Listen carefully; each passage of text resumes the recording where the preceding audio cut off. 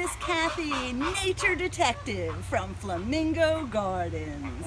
Welcome to our new series, Explore Outdoors While Stuck Indoors, our scavenger hunt.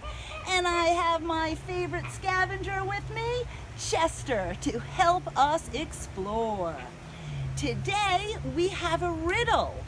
Let's see if we can figure out what we have at Flamingo Gardens that is the answer to this riddle.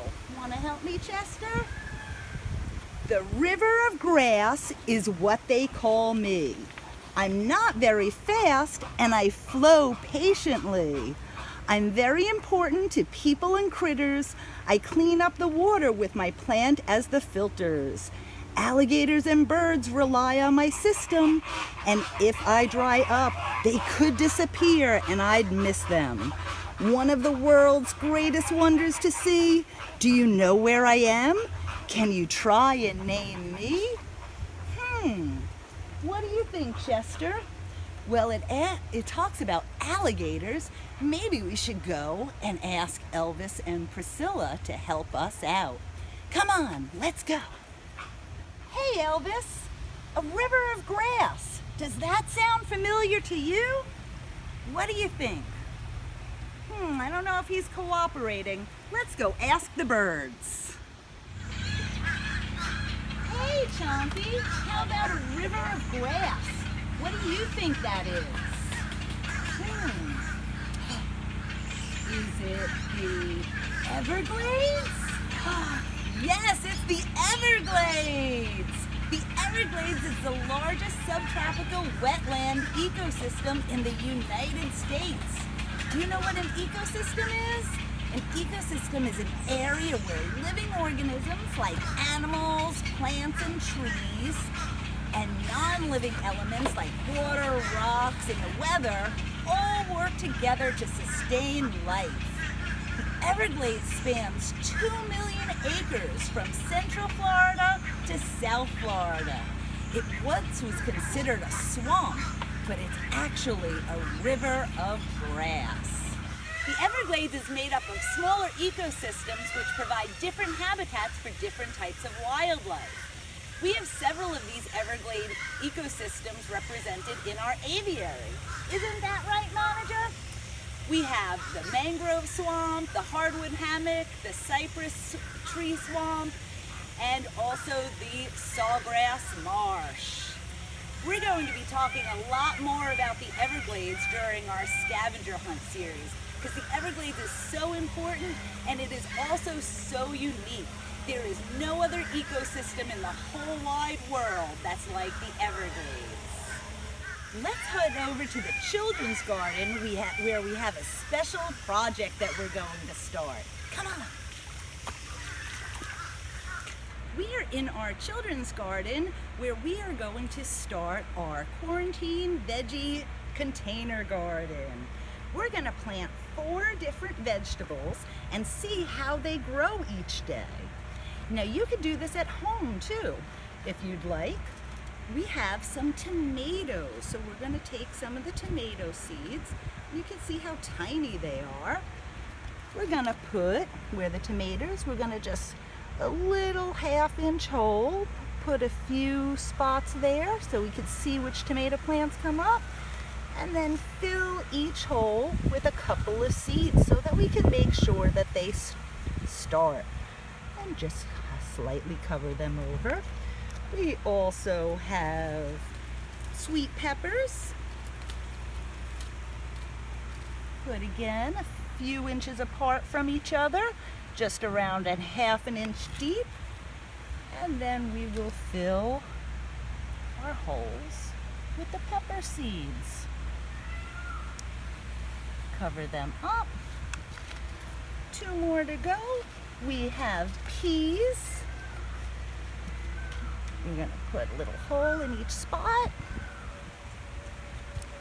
Now after they get big, we might have to transfer them to the ground. But right now, we're going to check on them every day. And look at the pea seeds. Don't they just look like the peas that you eat? Well, that's exactly what they are. Only these are dried out. And then the last one is these grow, and then we can have a delicious salad. Again, we're going to put the little holes a couple of inches apart. Put the seeds inside, a couple of seeds in each so that we can make sure that they grow, and then cover them over.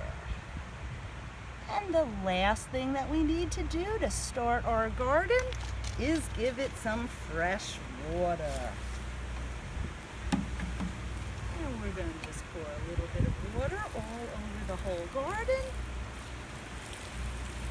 And now we have started our quarantine veggie garden, and hopefully all of these seeds will grow. Now let's go and do some crafts with cats. Come on!